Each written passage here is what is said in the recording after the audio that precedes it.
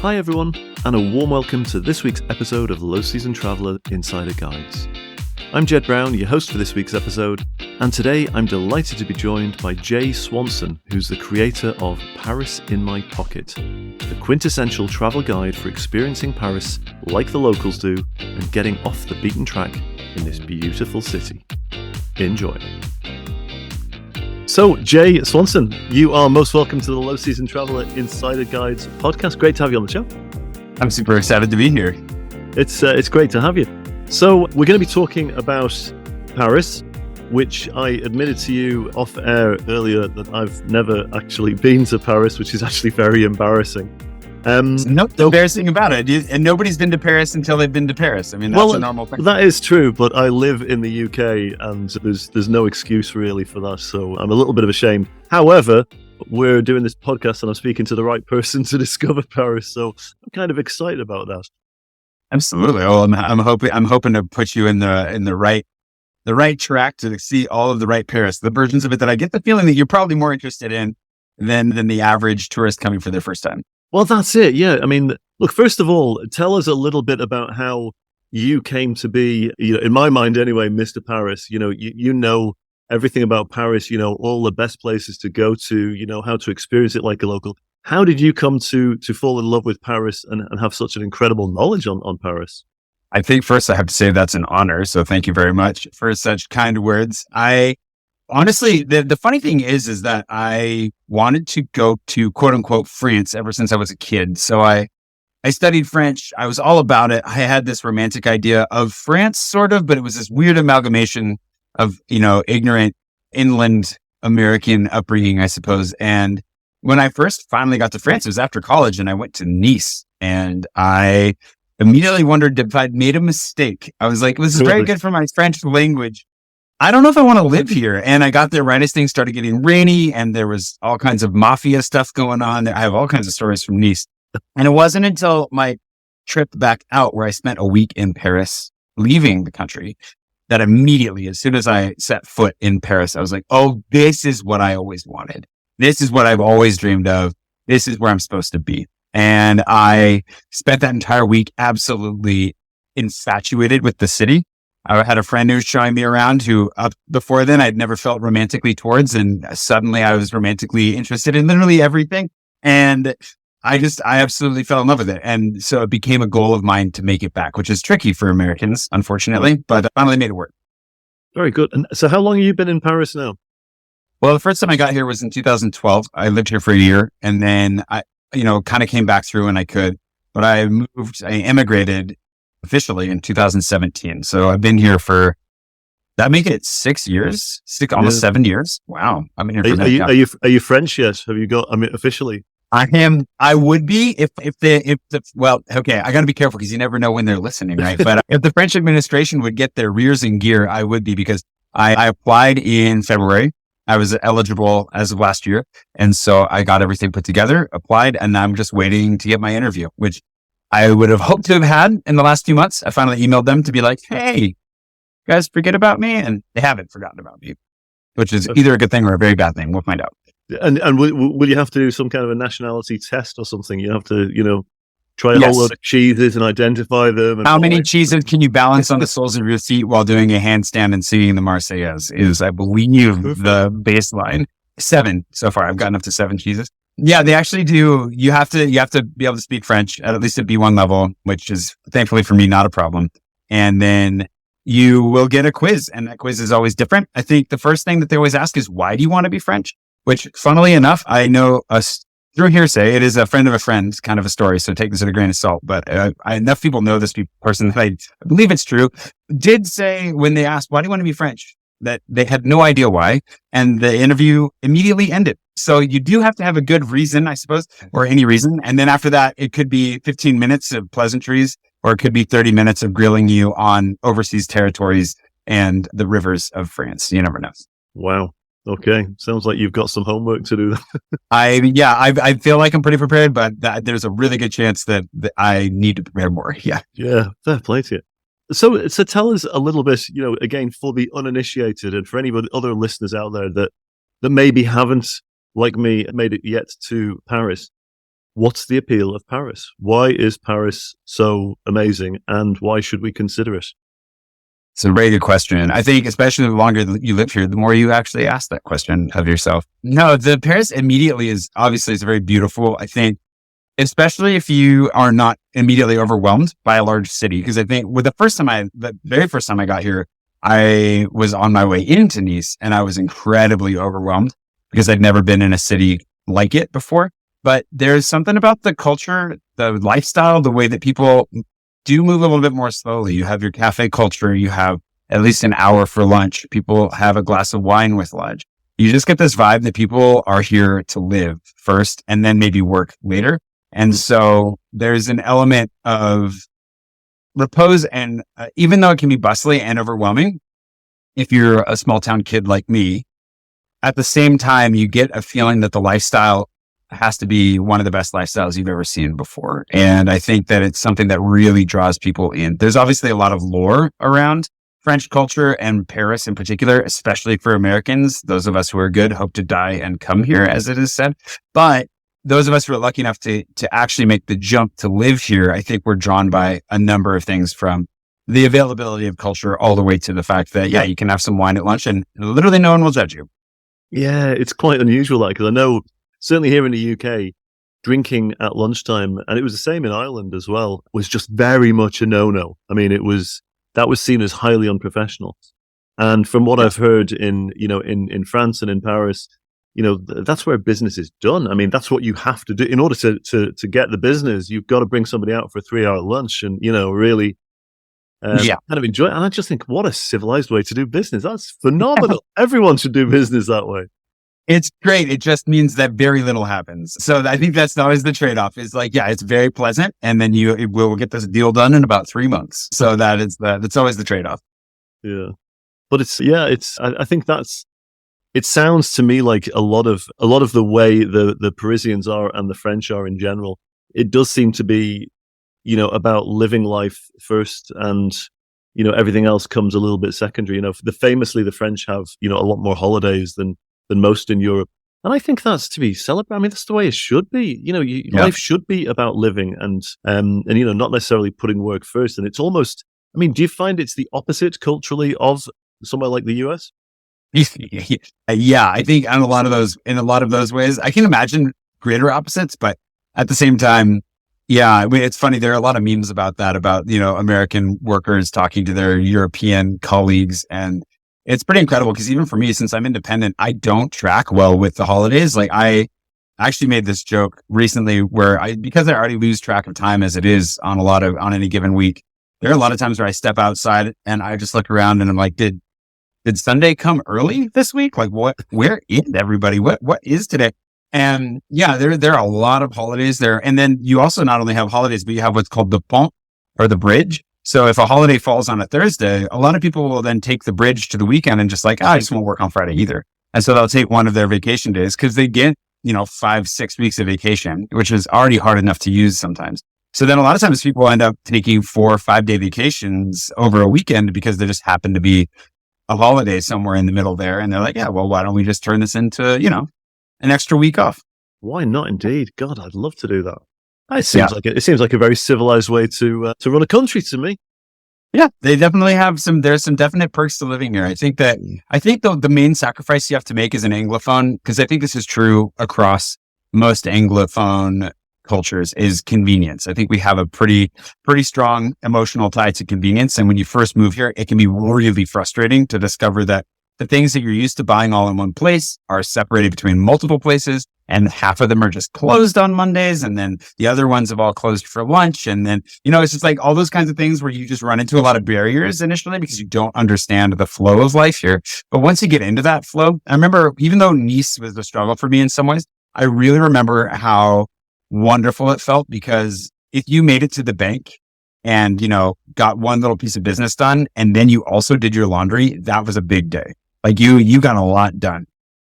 And so that there's an element to that where I think there is something that can be healthier to that lifestyle for sure. And it would be hard for me to go back to the States. I think that I would struggle in a number of ways, but like I do get a little, The last time I was back in the States, actually, I ended up sitting in an airport restaurant, and I just wanted to eat something in between flights. I was taking a domestic flight to get to see my family. And I just remember sitting at the bar and the chit chat that between the Americans, where I used to say how much I missed American chit chat and how you can make jokes and just kind of strike up conversations wherever you went. It blew my mind. Like the things these people were sharing about their lives, and I was just I was like, do they already know each other? Is he flirting with her? Like, what is happening here? And halfway through all these questions, because I was just avoiding eye contact and trying to eat my meal. I've been awake for like 30 hours at this point. And I was just like, oh my God, I've gone European. Like I'm full French at this point when it comes to at least this element. And so there are definitely some big changes that come, and you start to see both sides of the coin a little more clearly, maybe. Yeah. Fair play. You said before that you're, obviously you're a pretty good level French speaker. How important is it to be able to speak a bit of French to get the most out of a trip to Paris?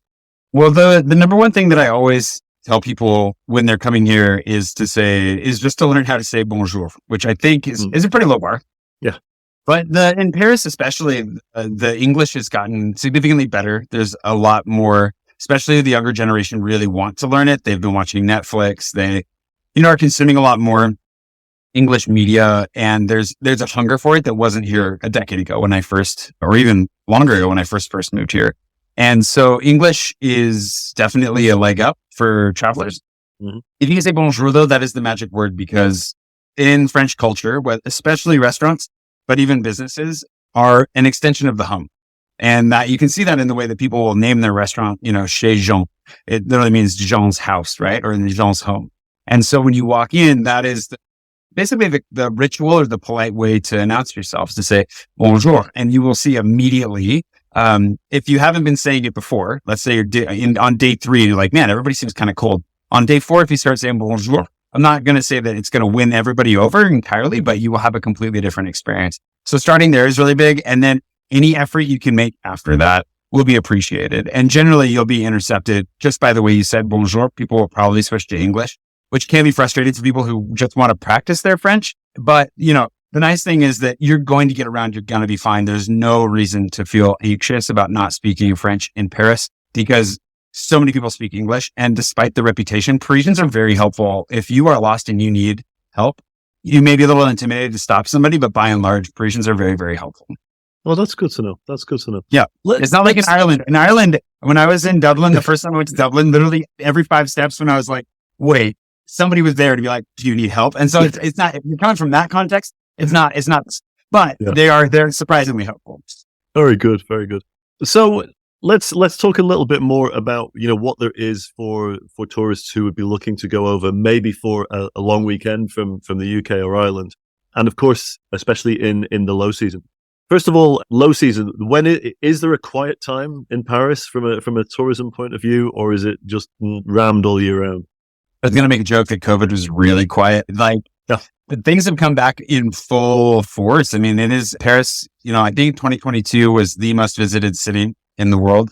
So we talked about this offline too, for low season travel, it is definitely like a city that has very high seasons. The summer is definitely if you're looking to do low season, do not come in the summer.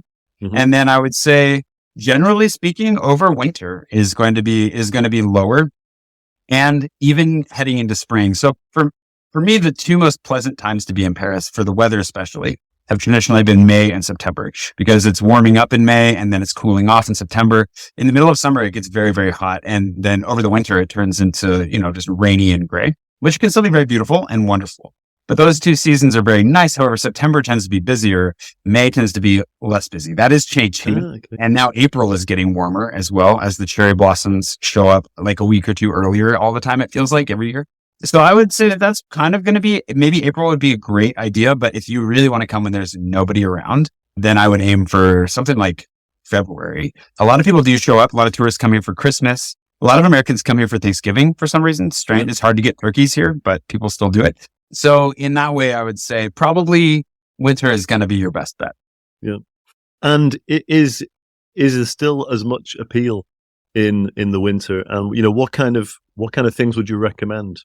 If we were taking a low season trip in, say, February, I was going to go along with my wife and give her a treat, because she wants to go to Paris as well. Oh, What are perfect. the things? What are the kind of experiences that we could hope to have? I would definitely go into the second arrondissement if I were you guys, and I would hit up the covered passages.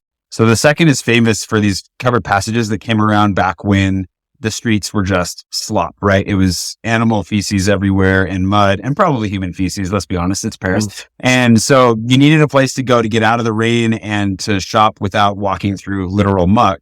And they built a lot of these covered passageways that are really, really lovely. My favorite is probably Passage au Panorama. So the Panorama Passage has a lot of restaurants in it, some really fun shops.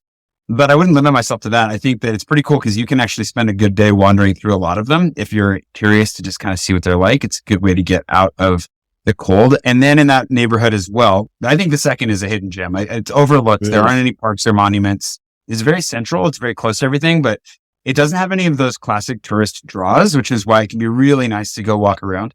It does have a little bit less on the coffee front, but that's fine because you're a short walk away from some really good coffee. But it hits really hard for both restaurants and bars.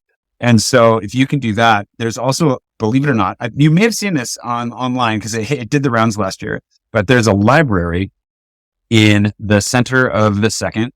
Don't quote me on that geographically, but it is like the heart of the second, the Richelieu Library. They just finished it not that long ago, and it is free to enter. There is a museum that you have to pay for to go upstairs, but the ground floor has an amazing reading room called the Oval Room. And it is one of the most picturesque rooms that I've seen in a very long time. Gorgeous and just nice to get out of the cold. You can sit, and during the summer you can get out of the heat too. They actually have air conditioning and just get into a nice quiet environment that definitely is not the kind of thing the average tourist will ever find.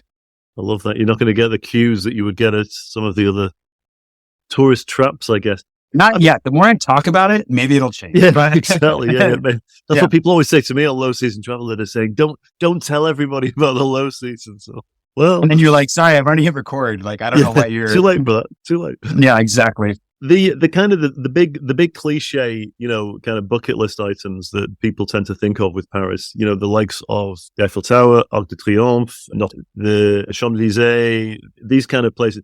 Are they cliched for a reason? I mean, would they be recommended by you? Are they worth I just want to seeing? start by complimenting your pronunciation of these names. I'm very impressed for somebody who's never been to France. Yeah, very Thank good. you very much. Thank you. Yeah, impressive. It sounds like you can do a French R, which is one of the hardest things.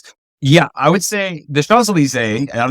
I don't know if you mentioned it, but avoid it. That one is the Champs-Élysées is an overhyped strip mall at this point. Like, unless you really want to go to McDonald's or Five Guys, there's a Burger King around the corner as well. They've got all the big box retail. And the problem is that it's because that the real estate is too expensive for anybody else. Even like Disney pulled out for their own reasons, but there's a Disney store, there's a Samsung store, there's all that kind of stuff. And to me, that's the kind of stuff you can literally go to any mid-sized city almost in the world, I feel like, and you can find all these brands or just order them online. You don't really need to go shopping there. So the Champs-Élysées is my number one thing within Paris that I would say just go ahead and totally avoid it. Most of the major monuments in the city are worth seeing at least once. For me, the Eiffel Tower, because it took me years of seeing it for the magic to wear off. So there's something very special about the tower, and it will hold its appeal for a very long time. I would say going up it once is fine. And I would this is very hard to do because it is very popular, but if you can ever get up there when there are few people, so probably winter is a good time. On a wintry, stormy day when no one wants to be outside, that is probably the day to go to the Eiffel Tower. You might be a little cold and miserable, but it is beautiful. It's a wonderful structure, and it does offer a nice view. However, I also would always say that the best views of Paris have the Eiffel Tower in them. So ideally, you would want to be somewhere where you can see the Eiffel Tower. And for me, one of out of the things you just listed, the Arc de Triomphe offers a really fun and unique view because it is on a hill, not a big hill, but it's on a subtle hill where it gives you straight sight lines all the way down to the Louvre. You have a wonderful view of the Eiffel Tower, not that far away. You can see Montmartre. You can look out towards La Défense in a way that you would never really see it before. So you get a really good sense of like the layout of the city on its axis along that street. And I really find it to be and for me, that one's always worth it. Like I really like that one. The other one I personally would be happy to never go back to, and I even made a video about this, would be Versailles. Go ahead and skip Versailles. Like, really? Honestly, oh my gosh, please. Like, for one, it's unbelievably inundated with human bodies. Like if you want to rub shoulders for an hour and a half and have no exit except to finish the whole thing, go for it. Yeah, then you're going to really, really love it.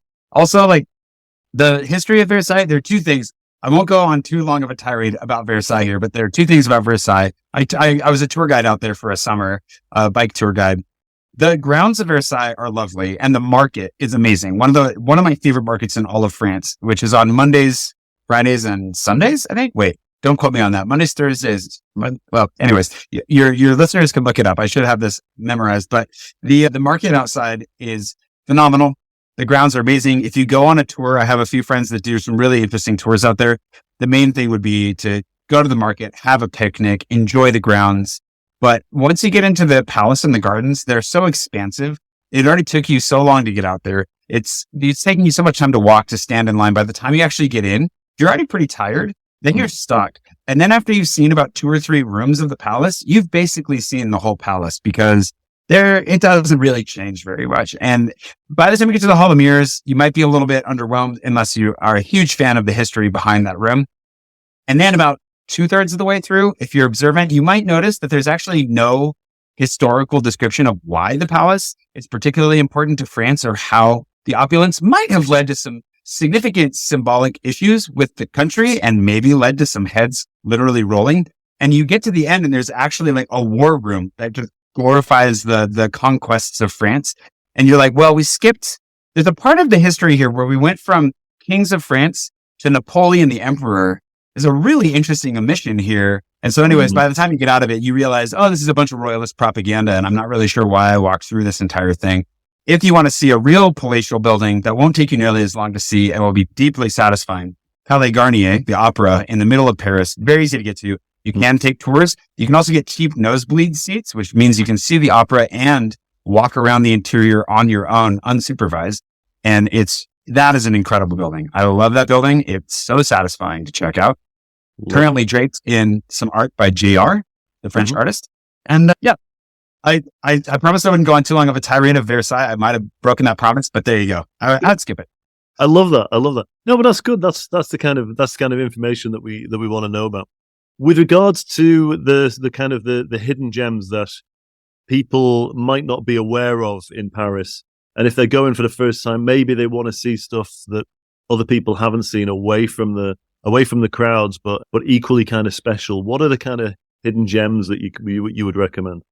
I mean, there's so many hidden gems everything from parks. It depends on the season too, I suppose, right? Like I've been thinking about this a lot because I'm putting some itineraries together for people.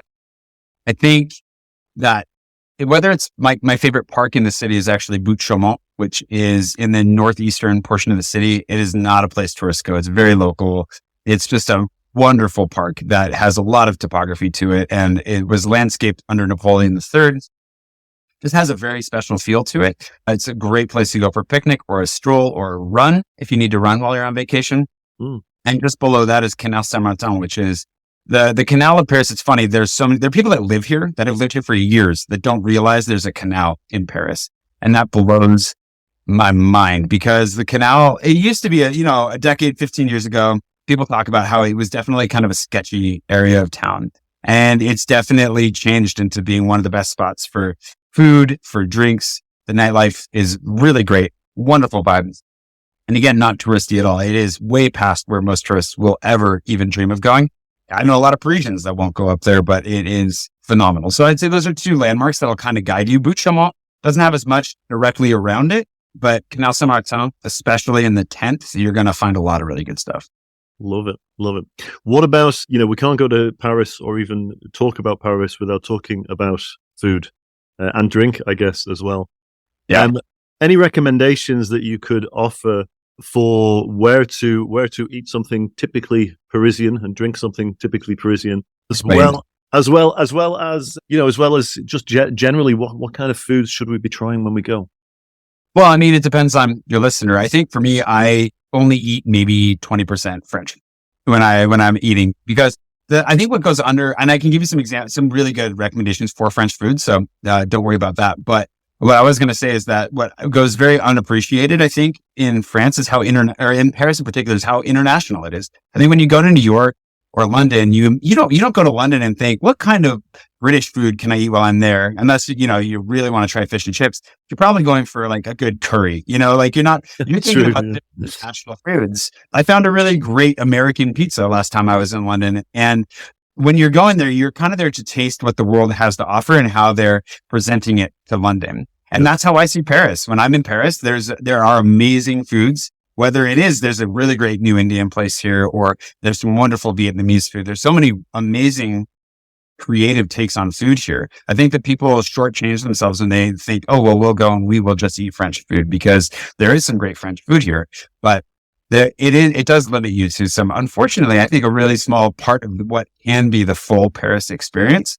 That said, if you want like a really good brasserie experience, that's kind of a little bit of a level up from your corner bistro, but is going to be very, very photo worthy and also satisfying, I would go somewhere like Brasserie du Billot, which is on Rue Saint-Denis, which is also a very interesting street to walk, because it's got a long and storied history as being one of the hearts of prostitution in the city. So you'll still see some leftovers of that. It's not like walking through Amsterdam, but you'll still see a few things you're like, what, really? Is that really? So there's a little bit of that, but the food is very good. They have a couple other locations. That one's a really, really great spot. And then Lou is one that I've really enjoyed recently. If you're into natural wine and kind of a more modern take on some French cuisine, it won't necessarily be French classics, but it's a French team and some really, really good food at Lou Paris. That's just a really fun vibe as well.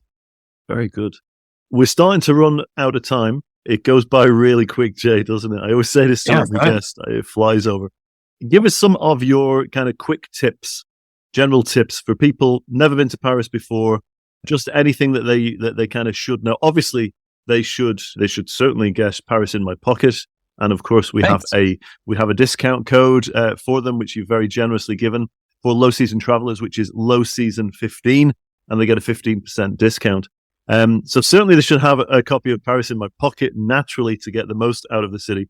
Give us some of your quick tips to get the most out of it and to consider when people are traveling. Quick tips. I think one would be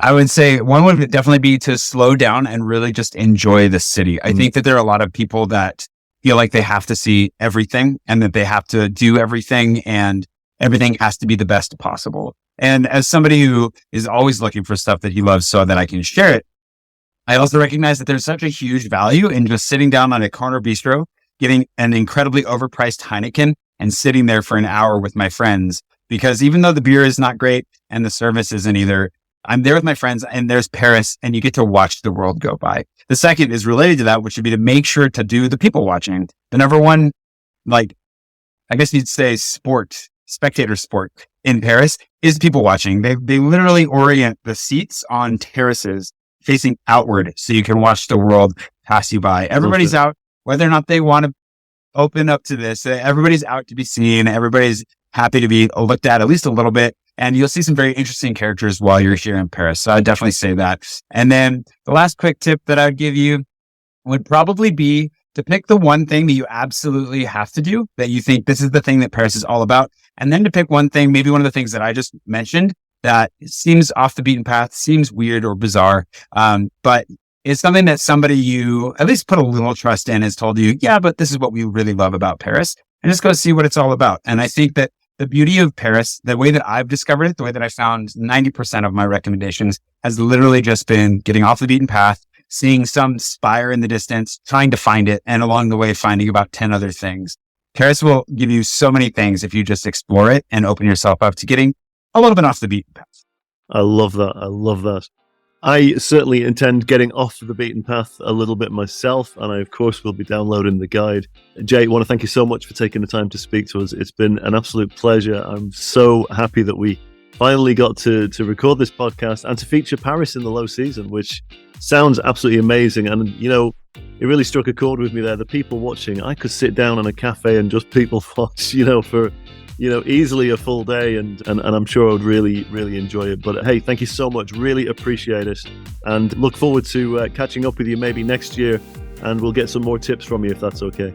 I would love to. Thank you for having me. I'm really grateful to be your first Parisian guest, and I certainly hope to be maybe your second or third as well. But to everybody coming, I really hope you come and enjoy just this city, I love this city so much. That's the only reason that I share it the way that I do. And my hope is that by, giving a few tips and tricks here, I can help people to have a better time when they come to Paris. So I really appreciate the opportunity to share just a little bit of my love for this city with you today.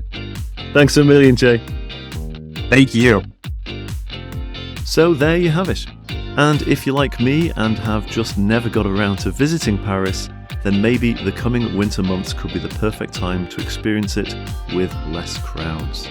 And if you do, I highly recommend that you do like me and download a copy of Jay's Paris in My Pocket guide to ensure you avoid the typical tourist traps and get under the skin of this amazing city. Just head over to parisinmypocket.com to get your guide today and use the discount code LOWSEASON15 to get an exclusive discount too. After a lifetime of putting it off, COVID has taught me that I need to take these opportunities when I can, so I'm definitely going to go to Paris later this year. But that's our show for this week. Thanks, as always, for your company. And if you enjoyed this podcast, please do leave us a positive rating and review on your podcast app. And also don't forget to follow us on Facebook, Instagram, and LinkedIn to be the first to hear our latest low season stories, articles, and guides. Have a great week wherever you are, and remember that travel is always better and fairer for the planet, the local communities, and you, the travellers, when it's without the crowd.